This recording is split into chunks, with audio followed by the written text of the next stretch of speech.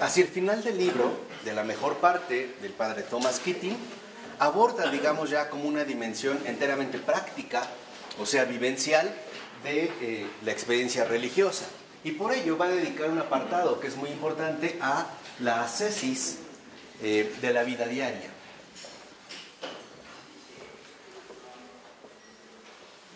¿Qué pasa en esta ascesis? O sea, sabemos que en efecto la palabra ascesis involucra limpieza, ¿no? Purificación, pero también crecimiento, o sea, en este caso vamos a decirlo maduración.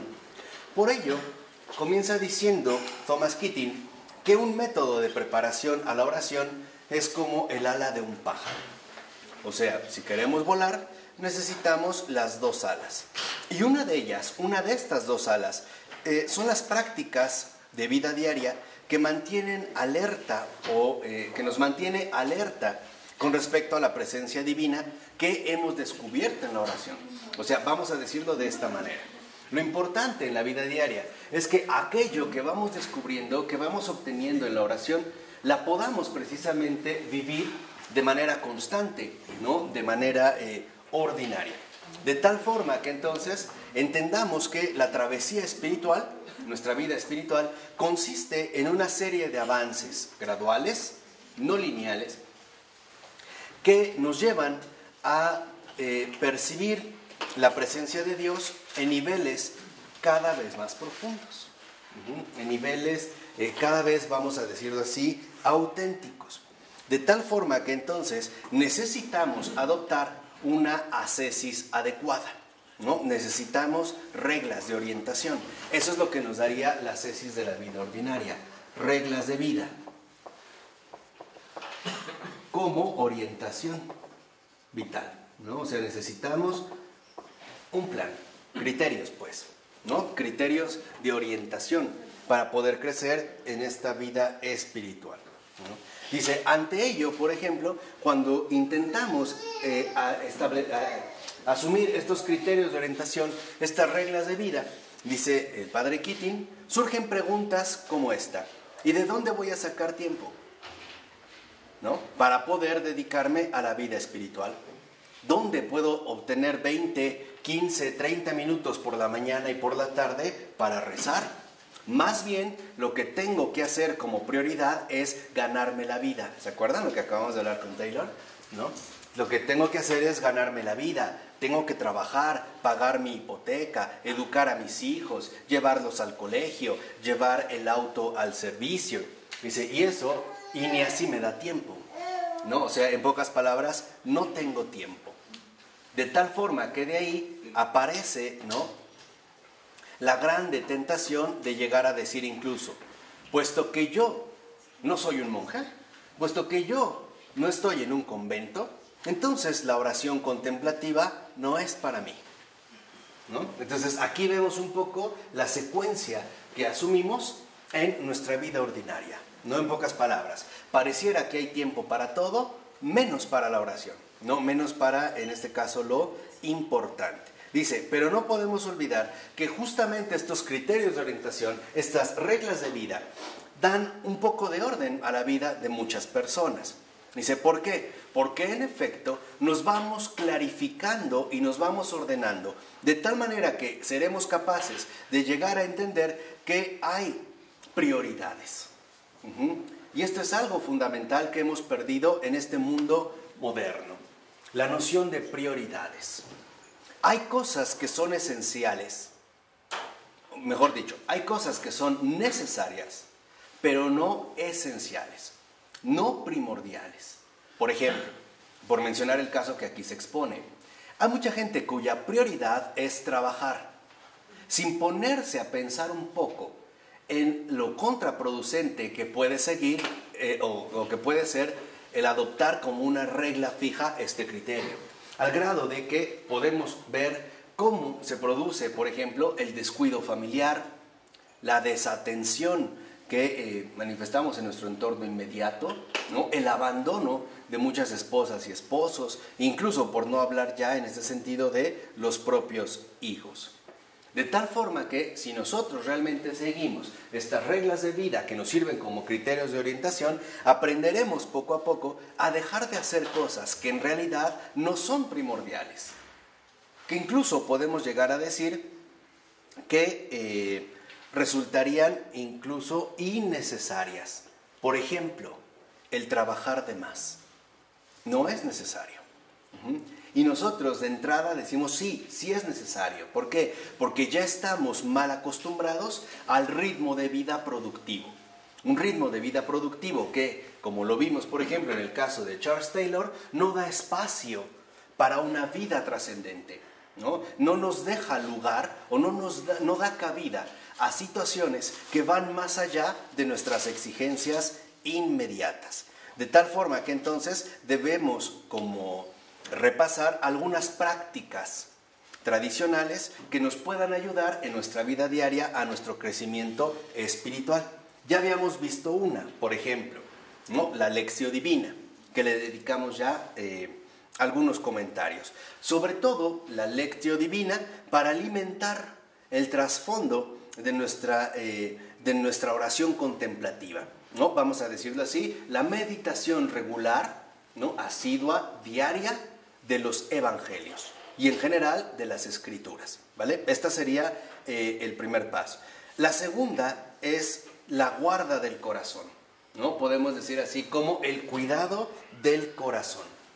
¿En qué consiste este cuidado del corazón? En mantener una vigilancia constante para estar alerta, sobre todo en aquellos momentos en los cuales en efecto perdemos la paz. Empezar a detectar qué es lo que me lleva a perder la paz. Vamos a decirlo así. Estar alerta para darme cuenta qué es todo aquello que me roba la paz del alma. Pueden ser pensamientos, pueden ser circunstancias, pueden ser situaciones de vida, pero detectar ante todo no el hecho en sí, sino la consecuencia que trae en mí. O sea, en este caso la pérdida de la paz. Y dice, y nosotros perdemos la paz ante todo cuando se frustra alguno de nuestros proyectos emocionales de felicidad. O sea, cuando experimentamos la frustración emocional de que las cosas no se han dado o no se dan como a mí me gustaría, o como yo en este caso quisiera. Dice, ante esta frustración, lo que aparece es una ola de emociones cada vez peores. Por ejemplo, aparece la pena, la congoja, la molestia, el enfado, la aversión, el desánimo y toda la serie de emociones negativas que nos llegan ciertamente a abrumar. ¿Vamos? Por eso es importante, para no dar cabida a toda esta serie de emociones que nos van a perjudicar de manera bastante extrema. De tal manera que dice, si nosotros no estamos al pendiente, dejaremos que estas emociones aparezcan y crezcan. ¿Y cómo van a crecer? Una vez que se presenta esta fuerte emoción de congoja, de pena, de enfado, de tristeza, o sea, todo aquello que me quitó la paz, enseguida, en un par de segundos, encontraremos, por ejemplo, los comentarios adecuados para seguirle el hilo a esta emoción. Entonces, por ejemplo, si viene una emoción particularmente negativa, de inmediato le vamos a añadir una serie de comentarios que lo único que harán es reforzarlo. Por ejemplo, si me siento ofendido porque alguien me trató mal, lo más común es que si yo no estoy alerta, ahora deje que estos comentarios aparezcan. Por ejemplo, eso me gano yo por tonto, O quién es él para tratarme de esta forma.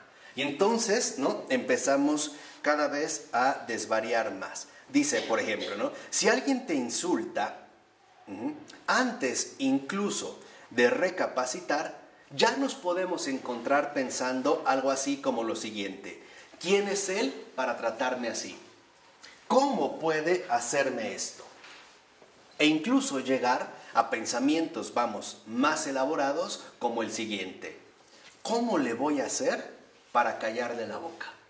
O ¿de qué manera, puedo hacer para que esta persona pague lo que me ha hecho. Entonces, las emociones que se instalan en el alma y que nosotros dejamos pasar aumentan nuestra intensidad emocional. Y dice, al punto de que no tardaremos en estar prácticamente inmersos en una borrachera emocional, en una alteración interior, que nos puede durar un momento, un día, una semana. Dice, e incluso en el caso de algunas personas, viven bajo esta borrachera emocional el resto de sus días, ¿no? Afectados y perturbados por estas emociones que se anidaron en lo más profundo de su corazón. Dice, si aprendemos a no engancharnos a estas emociones negativas, tan pronto como surgen, podremos disfrutar cada vez más una paz duradera, ¿no? Al no seguir entonces la misma secuencia. Dice, y por ejemplo, aquí es cuando requeriremos de ciertas prácticas o criterios de orientación en la vida diaria. Dice, por ejemplo, a veces nos damos cuenta de que en determinadas circunstancias nos preocupamos. Por ejemplo, no me han pagado o no completo la colegiatura, ¿no? Por poner situaciones que nos pueden resultar, o la renta, o qué sé yo, ¿no? Como muy familiares. Dice, lo primero que debemos hacer es no tratar de solucionar esta cosa, sino detectar qué es aquello que en mí me está perturbando más. O sea, tendría que indagar qué es, en pocas palabras, el verdadero motivo que me está preocupando. O sea, realmente, ¿por qué estoy tan preocupado, o tan angustiado, o tan molesto? ¿Me explico? O sea, ¿qué es aquello que en realidad me está perturbando? Y en lugar de, ante esta emoción, añadirle comentarios negativos, lo que podemos hacer es lo que se puede llamar una frase oracional activa. Entonces, fíjense, una de estas reglas de vida puede ser una frase oracional activa.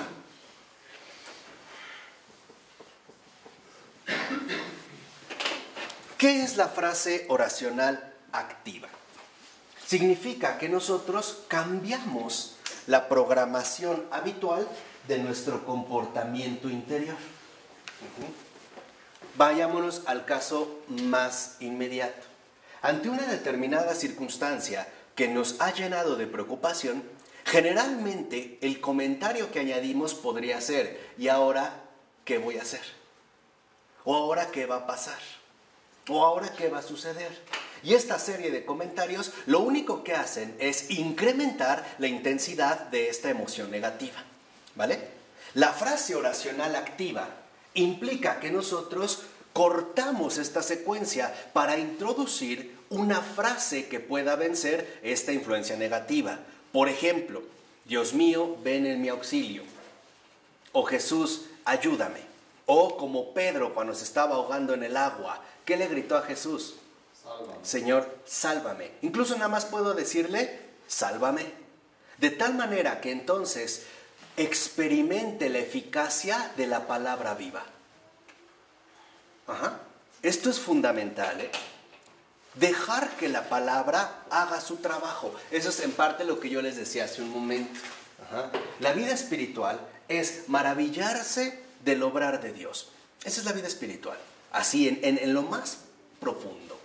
De tal forma que entonces yo no busque de antemano resolver este tipo de circunstancias, porque muchas veces están más allá de mis posibilidades y también de mis capacidades.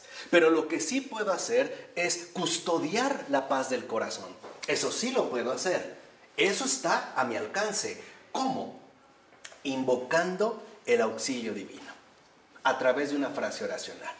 Si me siento extremadamente preocupado, enfadado, acongojado, molesto, por las razones que sean, lo que voy a hacer es custodiar la paz del corazón. Y para ello puedo recurrir a una frase oracional activa. Por ejemplo, puedo decir, Ave María Purísima, ¿no? Señor, sálvame, o sálvame, Dios mío, ven en mi auxilio. Jesús, en ti confío, etcétera, etcétera, etcétera. Y dejar que esta palabra venza mi propia carga negativa, ¿no? Hasta que poco a poco, en esta frase repetitiva, yo empiece a experimentar la paz que trae consigo, ¿vale? O sea, vamos a decirlo así, hasta que experimente el paso importante del decir al vivir. Que lo que digo se haga carne. Que lo que digo no se quede al nivel verbal, sino que se encarne en mi tejido vital. ¿Vamos? Dice, vamos a poner, él pone el ejemplo, ¿no?, de esta frase oracional activa, de un caso de Mary Mrozowski. Dice que es precisamente, ella fue una de las fundadoras de la red espiritual de extensión contemplativa. Dice, durante los últimos años de su vida, siempre se veía, casi de manera interrumpida, muy alegre. Dice, esto debería haber sido para nosotros una señal de que está madurando para el cielo. Los tristes no tienen cabida en el cielo, ¿no? El cielo es para los alegres. Dice, por ejemplo, cuando la conocí, el padre Keating, ¿no? Dice, ella iba manejando desde Long Island para hacer su primer retiro intensivo en Lama, o sea, en Nuevo México, ¿no? Estaba bastante retirado. Dice, bueno, finalmente, ¿no?, durante este trayecto y durante estos momentos de retiro, 3, 4 días, ella venía repitiendo su frase oracional activa y continuó haciéndolo a diario, ¿no? O sea, ya, lo viene así como haciendo de forma repetitiva, ¿no? Dios mío, ayúdame, ¿no?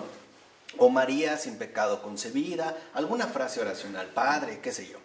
Dice, y un día de regreso, ¿no?, va de regreso a Long Island, va manejando, ella ve un ciclista adelante, pero al mismo tiempo viene un coche que la viene presionando para que se quite, ¿no? O sea, empieza a experimentar, digamos, como las exigencias de la vida ordinaria, ¿no?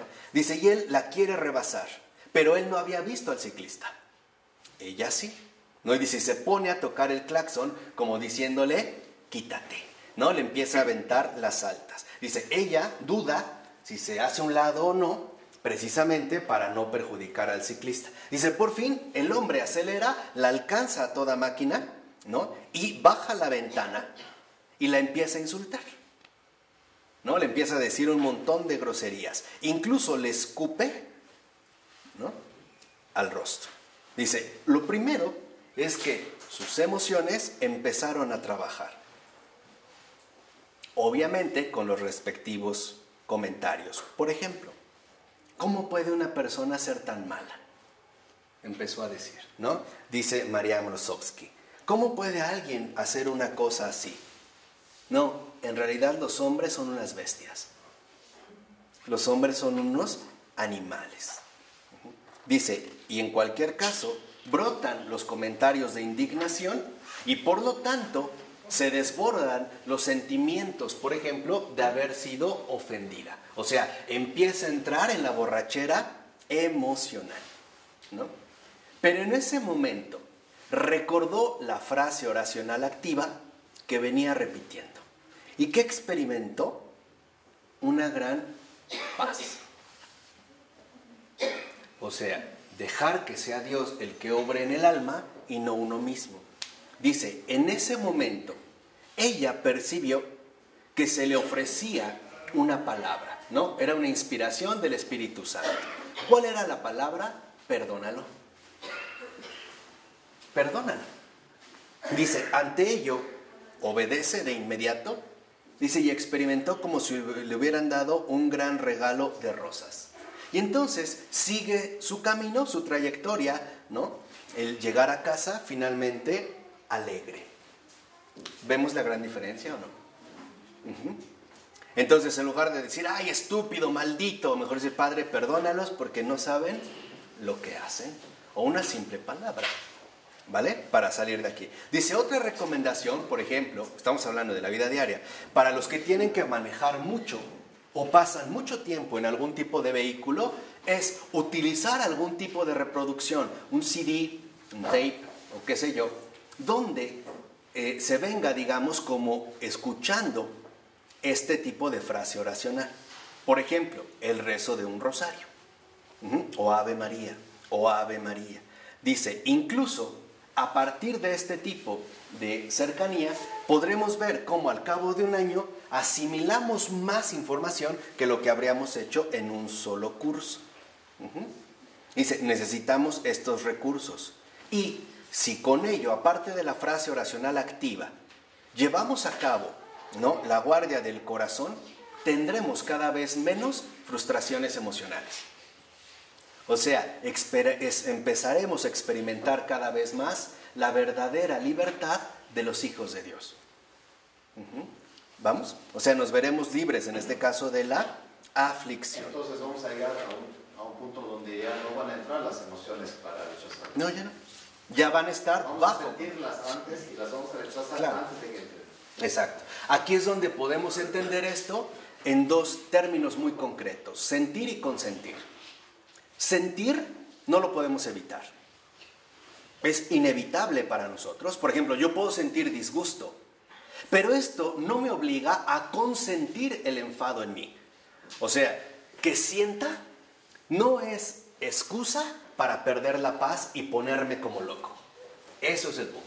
O sea, podríamos contar con algunos recursos importantes para superar esta dinámica importante, ¿no? Entonces tenemos la frase oracional, en este caso, activa. Tenemos la guardia del corazón. Custodiarlo para ver qué es lo que le ha quitado la paz. Y entonces, aquí sí, aprovechar todos los recursos que la lección divina, la meditación de las Escrituras, nos trae consigo, ¿no? Por ello, digamos, muchos de estos recursos los podemos encontrar justamente en los Salmos. ¿Vale? ¿Vamos? Entonces, tenemos la frase oracional activa, la guardia del corazón, también tenemos el estímulo auditivo. El escuchar, por ejemplo, se pueden conseguir, no sé, también sermones del cura de Ars, de Benedicto, del Papa Francisco, y entonces estar atento a ello, ¿no? Y aprovecharlo. Dice, otra cosa, por ejemplo, es hacer también un retiro espiritual. O sea, el contar con estos momentos de retiro. Dice, lo importante es que este retiro sea lo suficientemente largo para ser más fecundo. Lo ideal es que fuera de 8 días, de 5 o de 4. Pero es verdad que ante nuestra situación de vida y nuestras responsabilidades, dice, quizá no nos permitiría hacer un retiro mensual, ¿no? O a veces incluso no anual. Pero lo que sí podemos hacer entonces es frecuentar un grupo de oración compartida. O sea, ¿qué significa? Que tenemos la guardia del corazón, pero también tendríamos en este caso el estudio, que de hecho es lo que hacemos aquí, que también es una herramienta de este tipo. Dice, ¿por qué? Porque el apoyo, por ejemplo, de otros que piensan de manera parecida nos ayuda a perseverar en la oración, sobre todo en los momentos difíciles. Nos vamos, por decirlo así, como saliendo de la dinámica agobiante, ¿no?, de la exigencia diaria. Entonces, podemos ver que ciertamente estos cursos, estas clases, es una bocanada de aire fresco en un mundo tan complicado. Es otra vez este descanso que el Señor nos ofrece, ¿no?, que el Señor nos regala.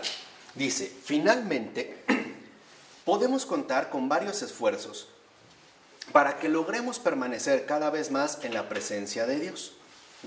Y veamos cómo esto repercute de manera bastante favorable en nuestra oración y nos ayude a avanzar sobre todo hacia el silencio interior. El silencio interior es la paz del corazón. ¿Por qué? Porque los ruidos, las afectaciones, todo aquello que nos puede perturbar, ya no tienen cabida. Por decirlo así, es como un lago suizo que está completamente en paz. Tan en paz que dicen, no me consta, pero mencionan por ahí algunos, incluso en la literatura, que uno puede ver el fondo del lago, de lo calmada que está, ¿qué?, el agua. ¿no? Este es, digamos, nuestro propósito. Dice, y así veremos cómo, mientras más avancemos en este silencio interior, entonces todas nuestras actividades se irán convirtiendo gradualmente en un verdadero servicio contemplativo. ¿Vale? Entonces, aquí lo que vemos es que lo primero que tenemos que hacer es custodiar todos los movimientos que interiormente se van presentando dentro de cada uno de nosotros. Para ello, no puede haber como una receta general, porque cada uno de nosotros es muy diferente y su circunstancia de vida le da, digamos, experiencias interiores bastante diferentes. Por ejemplo, lo que para alguien puede ser irrelevante, para otra persona puede ser sumamente grave, ¿no? Y estoy hablando en términos interiores, ¿no? Alguien puede decir, oye, ¿qué crees? Terminé con mi novia. Ay, no pasa nada, hombre, búscate otra. Y el otro está que se le acabó el mundo, ¿no? Entonces, aquí lo que tenemos que ver es qué es lo que está sucediendo, ¿vale? Vamos con estas prácticas de la vida ordinaria. Y así al final del libro aparecen una serie de preguntas y respuestas que le hacen al padre Keating durante un retiro y que transcriben para ayudarnos a aclarar como varias situaciones muy importantes de la cuestión espiritual. Por ejemplo, en la primera pregunta le dicen, en la oración centrante me siento fuertemente atraído hacia el Padre. También experimento un vacío en mi relación con Jesús, aunque soy católico. Sé cosas sobre Él, pero no lo siento cerca. Este vacío me preocupa. ¿Qué pasa aquí? O sea, se está hablando, lo que dijimos, de una experiencia de vida, no es una teoría. No sé si algunos, ¿no?, dicen que se sienten muy cercanos al Padre, pero como que a Jesús no, o al revés, ¿no? Como que tienen cercanía con Jesús, pero el Padre parece como ausente, como que no puedo entrar, digamos, como en esta cercanía, no puedo experimentar, vamos a decirlo así, su presencia. Lo primero que dice es, a ver, entendamos que la práctica habitual de una oración no conceptual cambia nuestra forma de relacionarnos. O sea, ¿qué quiere decir? Que la oración, mientras más profunda sea, menos conceptual será. Entonces, menos, ¿no?, diálogos, menos palabras, menos imágenes comenzarán precisamente a aparecer. Dice, es más, el diálogo durante el tiempo de oración va dando paso poco a poco a una misteriosa atracción por el silencio. Y dicho sea de paso, esta es otra de las reglas de vida que nos ayudan mucho a conservar la paz, el silencio.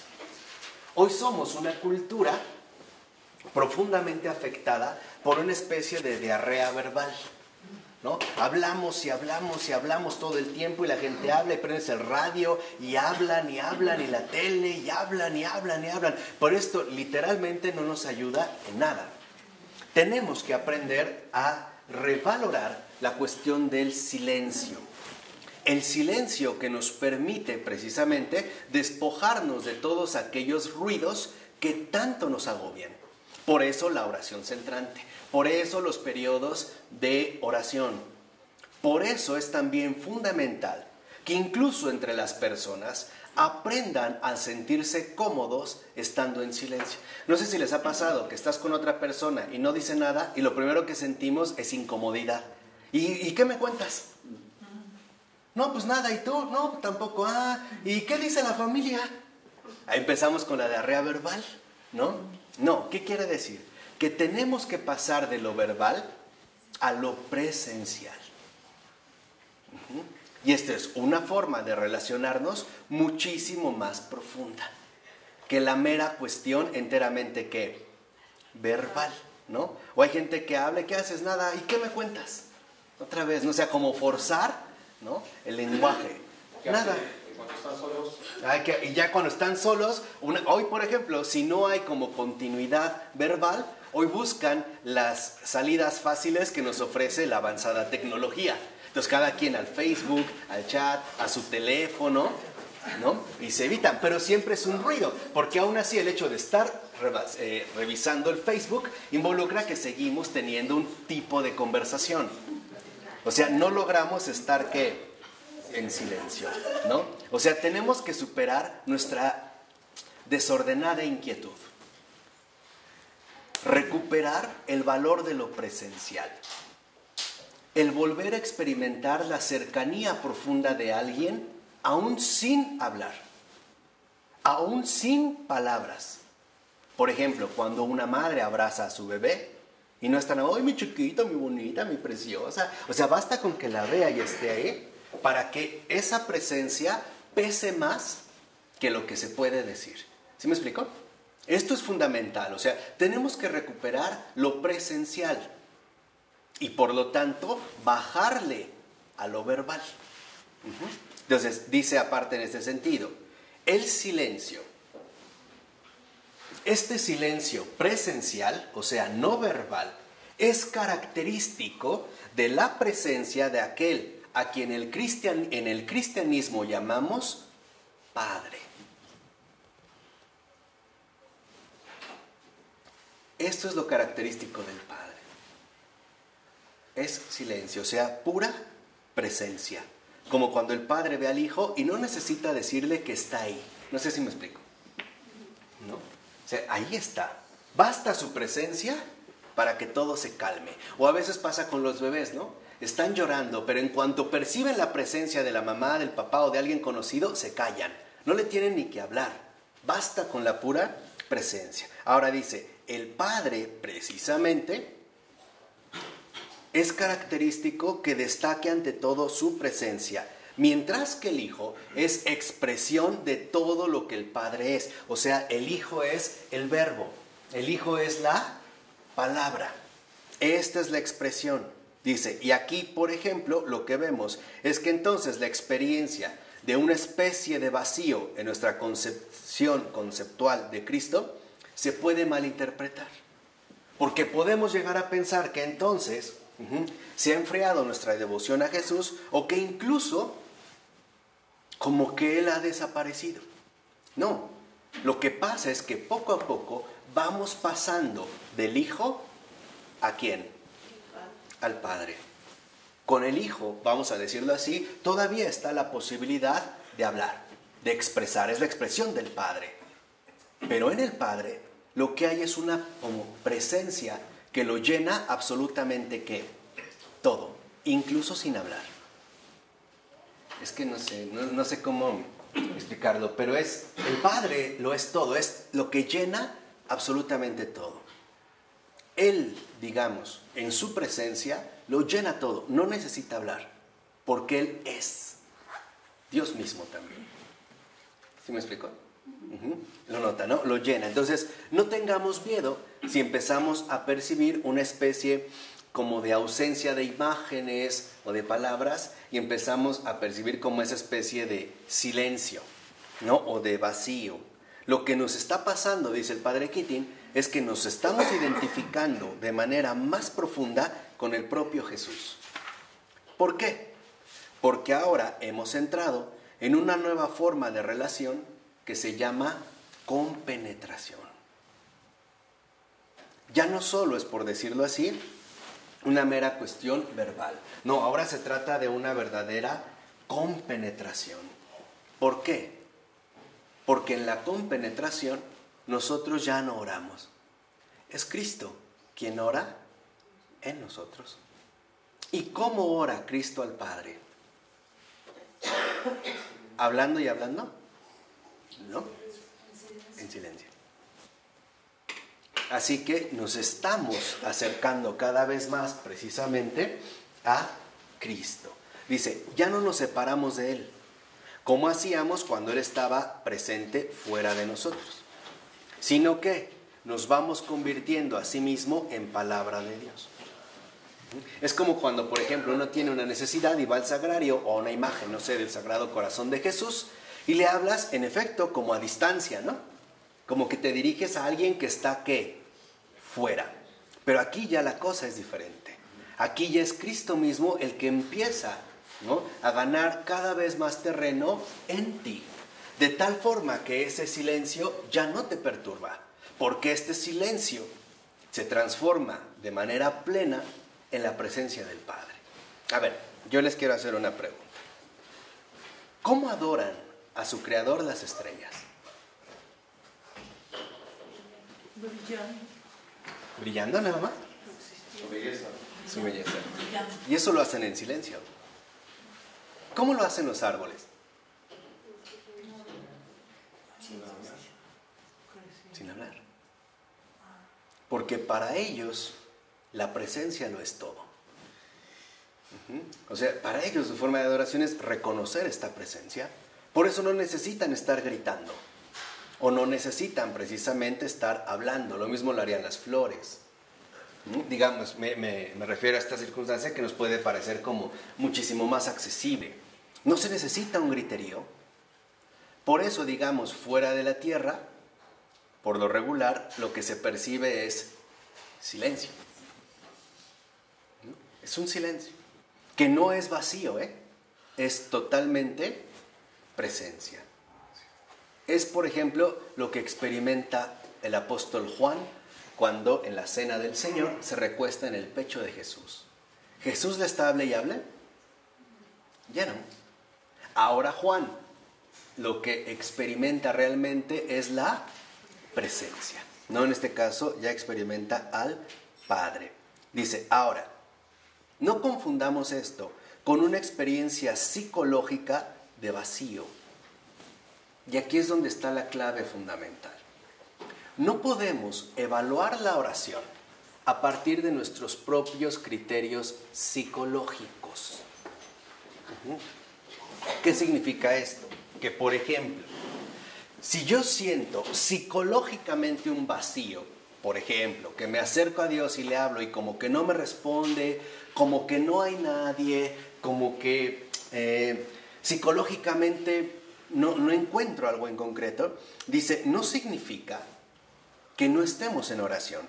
Más bien, tenemos que aprender a vivir la oración como lo que es. Acto espiritual, no acto psicológico. Si el Padre es presencia, entonces, ¿cómo podemos unirnos al Padre? ¿Haciendo acto de qué? De presencia. ¿Necesitamos para ello un discurso muy elaborado? ¿No? ¿O estar hable y hable? No. Basta con decirle, aquí estoy. Hola, papá. Y dejar que en esta presencia, ¿no?, se vaya dando cada vez una mayor unión. Por eso dice, la realidad es que nuestra unión con Jesús ha alcanzado un nivel en el que ya no pensamos en Él como alguien separado de nosotros, como alguien que está fuera de nosotros, sino que en efecto ya ahora experimentamos su, vamos a decirlo así también, su presencia en mí. Incluso al grado de que, como lo mencionamos, ya no necesitamos estar hable y hable. Basta con que nosotros reconozcamos precisamente que Él está ahí. Tú estás ahí. No necesito verte. No necesito escucharte. No necesito imaginarte. ¿Estás finalmente qué? Ahí. ¿Vamos? En el caso de esto que nos puede ocurrir en la oración, vayámonos a otra pregunta más. Dice, ¿ha hablado usted de Satanás? ¿Es un espíritu o un ser que tiene poder sobre la humanidad? Que también luego es una pregunta que de antemano como que nos suele inquietar. Lo primero dice, a ver, cuando hablamos del problema del mal y de Satanás, estamos hablando de un tema bastante complicado. Pero lo primero es reconocer que la tradición cristiana, lo mismo que otras tantas tradiciones religiosas, ha creído siempre en los demonios y en Satanás. O sea, sí existe. Y a Satanás, sobre todo, se le identifica como una especie de jefe de los malos espíritus. ¿Vale? Entonces, lo primero es, sí existen. Dice, por ejemplo, ¿no?, una vez un joven monje acudió a mí en medio de la noche y me dijo aterrorizado que estaba acostado cuando algo se le puso encima del pecho. Dice, y por poco me ahoga, sentía que me ahogaba. ¿No? Dice, creo que era el demonio. Dice, lo primero es que generalmente sí tenemos una intuición que puede percibir cuando el mal anda cerca. O sea, ahí tenemos una percepción particular cuando decimos que algo no anda bien. O sea, de que aquí se trata de otra ¿qué? Cosa. Por ejemplo, a veces puedes percibir que se trata de una persona, pero a veces puedes intuir que no es humano, que es, en último término, otra cosa. Dice, ahora, después el monje continuó. El diablo empezó a empujarme cada vez más, ¿no? Como si me quisiera tirar de la cama. Dice, entonces, lo primero que hay que entender es que sí es algo existente.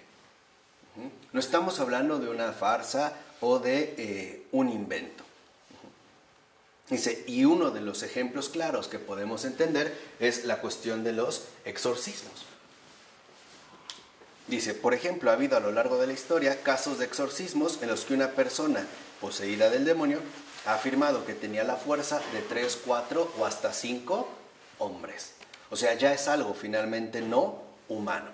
Dice, incluso aparece en los Hechos de los Apóstoles, en el capítulo 19, versículos 13 y 16, el caso de un demonio que se burla de 7 exorcistas. Sí, aparece ahí en los Hechos de los Apóstoles, ¿no? Como que quieren exorcizarlo, quieren expulsarlo, pero él se burla de ellos. Son como 7 exorcistas itinerantes, ¿no? Vamos a decirlo así, como principiantes. Y el propio demonio les dice, a Jesús lo conozco. Pablo sí, sé quién es. Pero ustedes, ¿quiénes son? Lárguense de aquí. ¿No? O sea, incluso digamos en esta situación. Dice, además, puede haber acciones de maldad humanamente increíbles. Por ejemplo, pensemos en el horror del Holocausto, o lo que ocurrió en Camboya, o en el Gulag ruso, en Armenia, en Ruanda, en Bosnia, en Kosovo. La pregunta es, ¿proceden solo de la maldad humana o el demonio refuerza esta maldad? O más aún, ¿las formas más extremas de maldad indican algún tipo de elemento demoníaco? Lo más probable es sí. Porque hay situaciones que intuimos que ya están más allá de la condición humana, ¿no? Intuimos que hay algo por ahí que ya no está, por así decirlo, dentro de nuestro ámbito conocido. A veces no podemos entender cómo es posible que alguien haga algo de esta manera. Por ejemplo, comerse a su propio bebé, ¿no? Como que no entendemos cómo lo pudo realizar. Una mujer que le dio 40 puñaladas a su hijo porque no se callaba, porque no dejaba de llorar. Las puñaladas en la cabeza. O lo que hicieron precisamente en el sistema comunista de la ex Unión Soviética, donde a las religiosas que estaban en los monasterios las sacaron, las desnudaron, las violaron y las cuentas que traían del rosario se las enterraron en las sienes a martillazos. Y el crucifijo con el que colgaban se lo enterraron o en la vagina o en el pecho. Como que hay algo ahí que está, digamos, desbordado, ¿vale? Pero lo que sí es precisamente importante es que como cristianos sabemos y creemos que Jesús, a través de su pasión, muerte y resurrección, ha destruido todo el poder del diablo. De tal manera que el diablo puede influir en nosotros si se lo permitimos. Nunca lo puede hacer de otro modo, a menos de que nosotros mismos se lo permitamos. ¿Cuándo se lo permitimos? Cuando nos privamos de la ayuda de Dios. Esta es la opción que hacemos. Entonces, en efecto, por así decirlo, nosotros mismos le podemos dar cabida. O sea, en este caso lo podemos consentir. Y por eso habla de los cultos satánicos. Dice, es espantoso el daño que se hace a los que participan en ellos y algunas veces también a la gente inocente. Por ejemplo, toda la serie de víctimas que a veces secuestran para llevar a cabo sus rituales, ¿no? O estos ritos literalmente satánicos. Dice, lo que es preferible es mantenerse lejos de cualquier tipo de estos rituales, de cualquier tipo de pactos satánicos o personas que practiquen estas cosas. ¿Por qué? Porque precisamente están, ingresando a un ámbito en el cual nosotros, por nosotros mismos, estamos derrotados. Es lo que dice el Papa Francisco cuando vino a México, ¿no? Con el diablo no se dialoga, ¿eh? Nunca se dialoga, porque siempre vamos a perder. No se dialoga. Para ello es que tenemos, como lo mencionamos hace un momento, ¿no?, la palabra de Dios. Esta es también la viveza, la eficacia, ¿no?, y el enorme don que la palabra posee. Si lo vemos, cuando el demonio tienta a Jesús, Jesús le responde con la Escritura, le responde con la palabra, ¿no? Por eso le dice, está escrito. ¿Se acuerdan? O sea, ¿con esto qué nos enseña Jesús? Que solo Dios vence al mal. Ningún ser humano por sí mismo es capaz de vencerlo. Ningún ser humano, por sus propias capacidades, es capaz de salir de las garras del mal. Solo Dios lo puede vencer. Por eso hay que recordar con mucha seriedad cómo en el frecuente Padre Nuestro que rezamos, lo que le pedimos hacia el final es que, primera, no nos deje caer en tentación. Y lo último que le pedimos es que nos libre del mal. Y esto a su vez nos da una luz fundamental. ¿El demonio existe? Sí, pero no es lo más importante. Lo más importante es que Dios es el Padre nuestro. Si lo ven en la secuencia, ¿no?, nos empieza a hablar como de las prioridades. ¿Qué es lo más importante? Lo más importante es experimentar la presencia de Dios como lo que es, o sea, como Padre. Y que es además un Padre nuestro, el Padre de todos. Y ahí, ¿no?, lo va como desglosando. Ahí están las prioridades. Y hasta el final, es que sí, que nos libre ¿qué? Del mal. Por eso, si alguno de nosotros ha ingresado a este tipo de ámbitos satánicos, o ha tenido algo que ver con ello, pídale al Señor que lo libre. De verdad, ruégale al Señor que lo libre, porque ningún otro lo va a poder hacer más que Él. O si hemos tenido algún tipo de contacto, cercanía con este tipo de situaciones, pidámosle que nos libre. Y no nos dejemos atemorizar por esta especie de intuición. Si empezamos a percibir una presencia maligna, lo mejor que podemos hacer es invocar a Dios. Como decía Chesterton, si se empieza a aparecer por ahí el invisible, pues invoquemos al visible. Y si se empieza a manifestar por ahí el poderoso, pues le llamamos al Todopoderoso y asunto arreglado. ¿De acuerdo? En nombre del Padre, del Hijo y del Espíritu Santo. Amén.